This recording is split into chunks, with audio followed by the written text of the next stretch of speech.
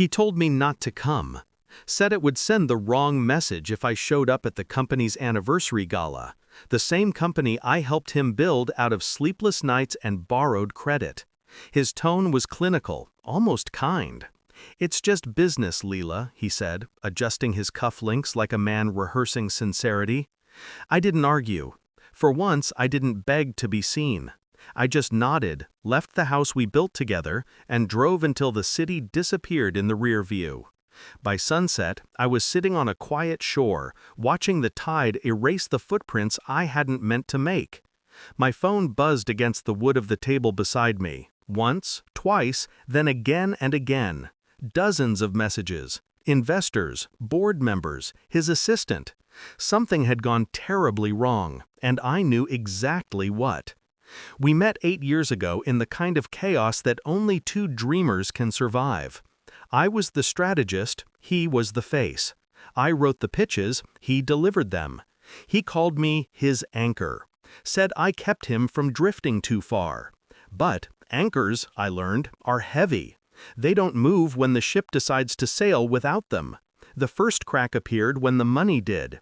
He started dressing sharper, speaking slower, looking through me instead of at me. Then came the parties I wasn't invited to. They're just potential partners, Leela. It's boring stuff. He'd come home smelling of perfume I didn't wear. I kept my voice calm when I asked questions, careful not to sound jealous.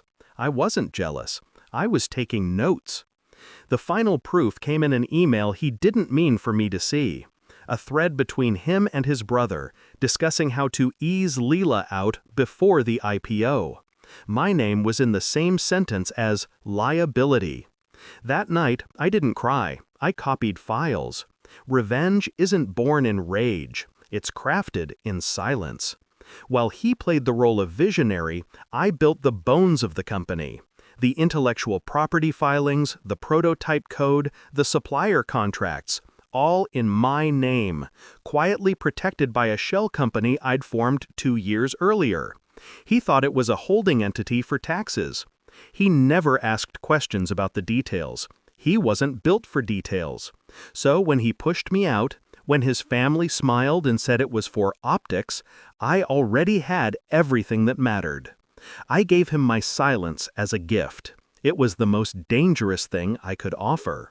3 months later, his company went public. The party he told me not to attend was their grand celebration.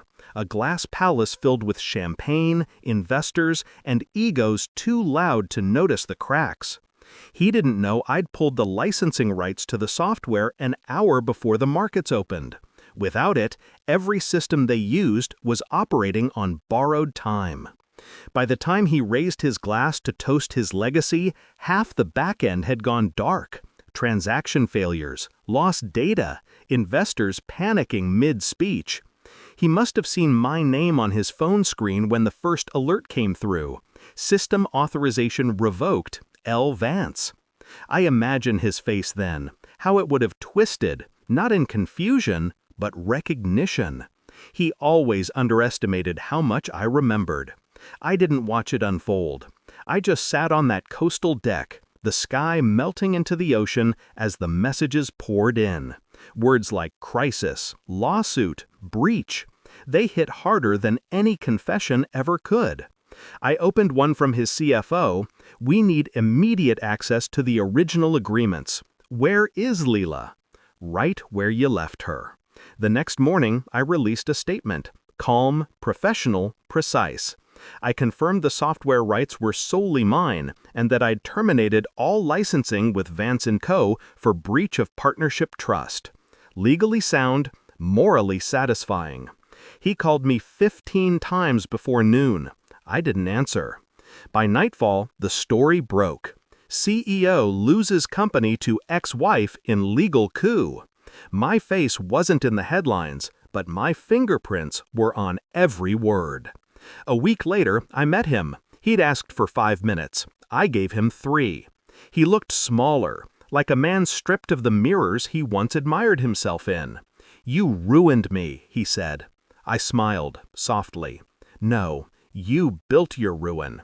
I just signed the paperwork." He wanted me to shout, to cry, to give him something to fight. But I'd run out of noise. All I had left was clarity. It's quiet now. The house is gone, the company renamed, and the ocean outside my new place hums like a secret I intend to keep. I still think about him sometimes, not with love, not with hate, just with understanding. He thought betrayal was an act. He never realized mine was a strategy. And when the tide rolls in, I let it take what it wants. Because everything that mattered, I already took back.